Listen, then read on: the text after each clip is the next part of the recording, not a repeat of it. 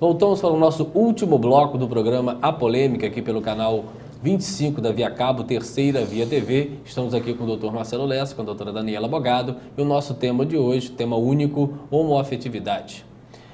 Outra questão importante que eu acho que é legal a gente colocar, o artigo 226 da Constituição é um artigo de rol exemplificativo, não taxativo, mas não há uma previsão lá ainda da família homoafetiva. Nós temos lá o casamento, a união estável, as famílias monoparentais.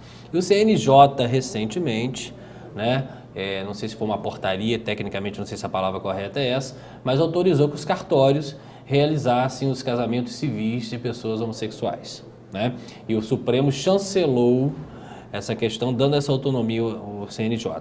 Nós não temos essa previsão constitucional. O Código Civil também não faz nenhuma previsão. Qual a leitura que você faz da dificuldade legislativa nesse ponto que esses casais homossexuais possam vir a se enfrentar futuramente com dissolução de bens, de divisão de patrimônio, pensão alimentícia? Qual a leitura que você faz dessa Constituição ainda não prevê, mas o CNJ já está trabalhando com isso, o Supremo também chancelando? Nós não temos efetivamente uma lei expressa, mas o nosso ordenamento jurídico permite, né, e já reconheceu as uniões homoafetivas como entidade familiar. Como você mesmo colocou, nosso artigo 226, né, que coloca a família como direito fundamental, ela protege a família como base da sociedade. E para caracterizar a família, nós temos que ter alguns elementos: a afetividade, a sociabilidade e a ostensibilidade. Estando presente isso, a gente pode caracterizar a família, e foi por isso... Mas a gente não pode usar o 226 para esse efeito. Não, então, aí 226 é exemplificativo, ele não protege só o casamento, e também quando menciona o casamento, não atrela a homem e mulher. Aí o que aconteceu? Nós tivemos uma ação direta de inconstitucionalidade, né, e uma arguição de descumprimento de preceito fundamental, que foram julgados em 2011, no dia 4 e 5 de maio de 2011. Nesse julgado, o Supremo Tribunal Federal reconheceu a união estável entre pessoas do mesmo sexo, dizendo que nós deveríamos, então, de forma integrativa, conceder os mesmos direitos da união estável heterossexual. E daí decorre todos os direitos que você já mencionou. Só que ela aí quebra as leis de 94 e 96 da União Estável, então, que exige que sejam de sexos opostos. Falar de sexos opostos. Só que aí nós fizemos uma interpretação conforme a Constituição, baseado nos princípios da liberdade, da igualdade, da não discriminação, da autonomia, da busca da felicidade, e superou-se jurisprudencialmente essa questão do homem e mulher, que com relação ao casamento estava previsto, por exemplo, no Código Civil.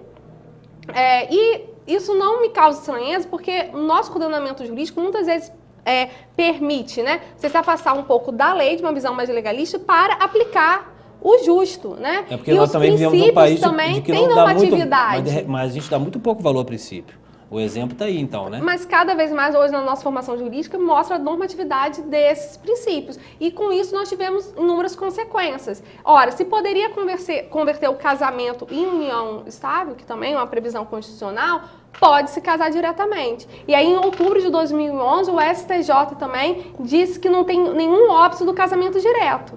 E aí, em virtude disso, já posso dizer que hoje tem mais de 1.200 pessoas que registraram suas uniões estáveis nos principais cartórios do Brasil. Veio nessa dúvida se poderia converter ou não, porque geralmente quando você se habilita para o casamento é para ver se há um impedimento ou não. Mas quando era a habilitação por pessoas do mesmo sexo, estava indo para os juízes analisarem.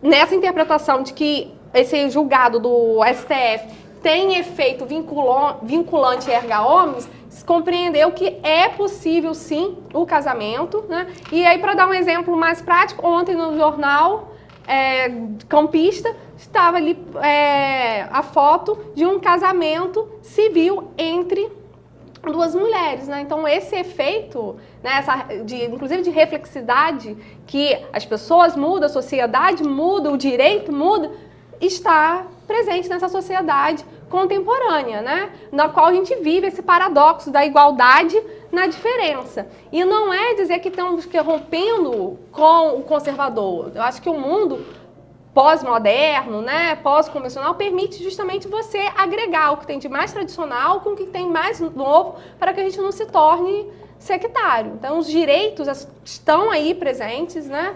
Cada vez mais há o reconhecimento de uniões estáveis formados por pessoas do mesmo sexo, já existem pessoas casadas, então, na minha interpretação, já não tem nem mais como retroceder, né? Temos vários casos de casais homossexuais que adotaram crianças, então, assim, a homoparentalidade, essa família composta por pelo menos uma pessoa que se auto-identifica como homossexual e seus filhos, já faz parte da realidade brasileira. O censo de 2010, inclusive, detectou ao menos 60 mil famílias compostas por casais homossexuais. Deixa eu só fazer uma coisa que você já me deu um outro gancho para uma outra pergunta. Marcelo, não temos um reconhecimento profissional, não temos ainda uma lei infraconstitucional, mas temos um reconhecimento do Supremo que equipara uma união estável que, pela lei, é de homens e mulheres. Promotor de justiça, qual é a leitura sua? Aliás, não só enquanto promotor de justiça, mas eu quero guardar uma coerência minha do que eu sempre defendo no meu magistério, embora seja de processo penal, não seja direito de família, não seja especialista nisso. Eu tenho grande restrição ao ativismo, isso é uma manifestação de ativismo judicial. Eu tenho uma enorme restrição ao ativismo judicial do Supremo Tribunal Federal, passando por cima de normas jurídicas expressas que consagram orientação oposta. Nosso sistema jurídico é um sistema romano-germânico que prima como fonte principal do direito pela lei escrita, gostemos ou não, é a nossa fonte principal do direito. E não me parece que o controle de constitucionalidade deva ser visto no prisma do tribunal fazer aquilo que gostaria de fazer se legislador fosse. Isso me parece que é um grande problema da discussão. Colocada essa premissa com relação à união estável, me parece que a situação é um pouco diferente com relação ao casamento. Esse gancho que se tenta puxar daquela decisão do Supremo que se referia à união estável para o casamento, me parece que é um tanto ou quanto equivocado, porque faz um gancho em situações que me parece que partem de premissas diferentes. A união estável é uma situação de fato. As decisões judiciais que reconhecem a união estável, quando colocado para uma partilha de bens, para qualquer coisa, que fixam como premissa que havia união estável, não são constitutivas, são declaratórias. A ação é declaratória de união estável. Não sei que você reconheça previamente. Mas ela nasce como um fenômeno natural. O casamento não, ele é um ato solene, ele constitui a família a partir do casamento. E ele é um ato solene. E aí o Código Civil vigente, nos vários artigos que trata do casamento, fala homem e mulher. Isso é fato, está lá escrito. O homem manifestará o consentimento, a mulher se refere a homem e mulher. No conceito tradicional, histórico da palavra homem e mulher. Então não me parece superável esse óbice. Mais do que não haver uma lei que permita, o Código Civil proíbe, quando ele fala em homem e mulher. O que eu quero dizer é o seguinte... Mas se tivermos, desculpe te interromper, se tivermos futuramente uma lei especial, ela vai se sobrepor a essa lei? Pode ser revogado, perfeitamente. Poderia vir uma norma jurídica qualquer ou até uma emenda à Constituição, resolveria o problema. Você me pergunta o seguinte, Marcelo, você é contra, enquanto pessoa, ao casamento gay? Você é contra? Eu digo o seguinte, se eu fosse legislador, eu votaria a favor. Por que o sujeito que quer se relacionar com outra pessoa pode se relacionar em união estável e, eventualmente, não pode se relacionar como casamento civil? Eu não teria nada contra, em absoluto. Mas me parece que essa decisão é do legislador, até porque, quando o legislador decide e, eventualmente, leva em conta a maioria, isso também é legítimo, também é democrático, por mais que a gente não concorde, né? Ser, em certo ponto, conservador, ser, em certo ponto, reacionário, amparado numa maioria, repetindo o que eu já falei, desde que não traga como premissa o ódio à minoria, é democrático também. Então não me parece que devesse o Supremo Tribunal Federal, nesse particular, se substituir ao legislador. O legislador deveria decidir essa questão, ter coragem de decidir essa questão. Isso não me parece contornável, superável pela jurisprudência. Mas a questão dos princípios, eu sei que os princípios hoje na nossa formação jurídica exercem um papel importante. Mas eu também receio e também combato lá no processo penal o foco exacerbado nos princípios com desprezo da lei escrita, sem conseguir se apontar objetivamente na Constituição algum dispositivo com o qual aquela norma colida, né? O princípio da dignidade da pessoa humana não pode ser usado como bombril, porque ele é amplo demais. Nós podemos ter duas decisões diametralmente opostas com base no princípio da dignidade da pessoa humana, de acordo com a vontade de quem quer decidir. Mas aí é que está, o juiz, o Supremo Tribunal, enfim, a magistratura, não pode decidir só, na minha opinião, pela sua vontade, porque isso é arbitrário, é autoritário, se a gente levar em conta que a forma de investidura do Poder Judiciário não é através da eleição popular. Então, quem tem legitimidade para decidir conforme a sua vontade, na minha opinião, é o legislador, porque ele sim é eleito pelo povo. Só cabe ao Judiciário o controle de constitucionalidade apontando onde está na Constituição o dispositivo que impede que aquela norma infraconstitucional seja aplicada, o que não é o caso. Essa que é a nossa divergência, né? Nossa divergência, Porque de fato nós temos uma judicialização da política e das relações sociais, né? E é fato também que há uma omissão legislativa. Então, e que aí, quando tem uma lacuna, você vai preencher, fazer uma integração analógica. Não há omissão. O Código Civil veda, ele fala. Não, mas olha só, se a gente for um estudo comparado. comparado. No texto da Constituição, no artigo 226, quando fala união estável, também fala. Não, na conversão fala homem e mulher, né? Mas então, ao falar de casamento, não menciona homem e mulher. O Código de Portugal, por exemplo, mencionava pessoas com diversidade do sexo. Na nossa legislação nunca falou isso. Então, os nossos ministros compreenderam que não havia norma de proibição. Aí em Portugal, em 2010, houve a reforma para incluir também, já é permitido o casamento das pessoas do mesmo sexo. Aí aqui o que eu vejo é que o nosso artigo 5º, parágrafo 1º e parágrafo 2º permitem, né, aplicação imediata quando se tratar de direitos fundamentais, né? E eles fizeram uma interpretação histórica para mostrar que a gente não tem que ficar atrelado justamente a esse conceito de casal quanto homem e mulher, que na época, né, tanto o anteprojeto do Código Civil de 2002, 75, quanto a nossa Constituição Federal de 88,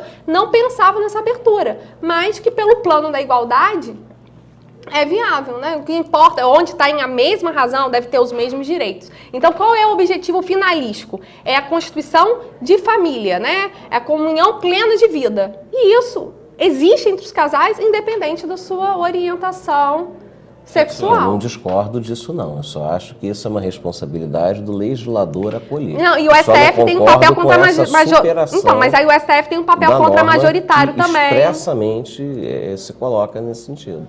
Mas agora... Eu estou só procurando ser coerente com aquilo que eu professo lá no processo penal. Sim. Não tem como ser diferente. Então a gente faz até uma leitura aqui para aproveitar ainda esse bloco. O Código Civil está lá, colocou. Marcelo colocou isso.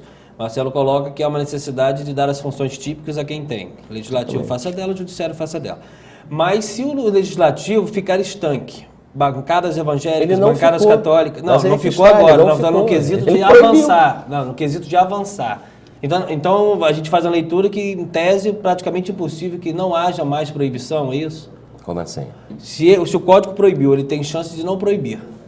Precisa do Legislativo, o legislador, certo? Na minha opinião, ele optou. E optou de a questão é saber se ele pode optar por mudanças. Pode, creio que sim. Mas se ele não fizer, a gente não avança, é isso? Ele já fez a opção dele. Eu acho que isso é uma responsabilidade do legislador. Essa é a nossa divergência.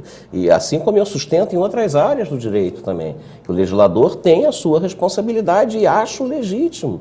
Então a gente tem que aguardar que o conceito de maioria que ele faça essa movimentação. Também se imponha no plano legislativo. Mal ou bem, eles são nossos representantes. Então, eu não acho que isso deva ser buscado um suprimento judicial à vontade que o legislador manifestou e que não me parece estar em desacordo com a Constituição. Nem de um lado, nem de outro lado. Perfeito. Da mesma forma que não acho que seria inconstitucional se fosse regulado em lei o casamento entre pessoas do mesmo sexo, também não posso afirmar que é inconstitucional a regulação proibitiva, que é o texto que se tem hoje no Código Civil. Nós temos 3 minutos para terminar, vou fazer uma perguntinha que eu não poderia deixar de fazer e depois a gente vai caminhando para as considerações finais. A adoção por casais homossexuais. Nós temos até certidões, inclusive, aí, de certidão de 2 pais em certidão de nascimento. Vamos ser bem sinceros, cada um de forma bem curta na questão. Você acha que futuramente, no começo não, porque a criança não interpreta, futuramente, no meio social, a sua construção enquanto psicológica, a ausência do sexo feminino, da figura mãe, vai interferir ou não nessas crianças? Não. Quando dois homens adotam a criança, né, na verdade, ela tem diversas possibilidade de convivência com a mulher. Tem avó, tem madrinha, tem tia, né? Vai então criar a primeira a figura questão da mãe com outras pessoas. de superar, não é criar a figura da mãe, são dois pais. E ali a presença da mulher, a diversidade de sexo, está presente na sociedade, na composição familiar daquela família, né? Então acho que a gente já tem que pensar que família necessariamente não está mais atrelada a um pai e uma mãe. Até vamos pensar uma pessoa que ficou viúva, a criança ficou órfã, não vai ter a figura da mãe também. Certo. Né? Então, eu acho que a gente tem que pensar nessas novas possibilidades de família. Nesse ponto eu concordo com a Daniela e digo o seguinte, se a criança não for adotada, ela vai crescer na instituição. Então vai passar toda a sua adolescência até completar 18 anos institucionalizada. Isso, na nossa opinião, é o que pior pode acontecer a ela. Não estou dizendo que será ruim, mais uma vez a minha preocupação é não ser mal interpretado. Até porque todas as interpretações concedendo a adoção ao casal do mesmo sexo Não levam em consideração o melhor interesse da criança e do adolescente. Exatamente. Então isso por si só me parece que justifica a questão, independente do formato que se queira dar, porque ficar na instituição, isso com certeza não é o melhor para a criança. Por melhor que seja a instituição, não estou falando mal da instituição, não. Perfeito. Infelizmente, nosso tempo esgotou. Eu queria agradecer a doutora Daniela, que fez suas considerações finais, e o Marcelo também, que já está com a gente aqui pela segunda vez. Agradecer. E vou fazer a menção, então, a uma letra da música do Lulu Santos que eu gosto muito, que diz que a gente deve considerar justa toda forma de amor. Olha, tá certo. Tá certo. Um abraço Obrigado. também, quero agradecer o debate e dizer que estou mais uma vez à disposição de todos. Bom, estamos terminando mais um programa Polêmica. Um abraço a todos e até semana com mais um entrevistado ou com uma entrevista conjunta.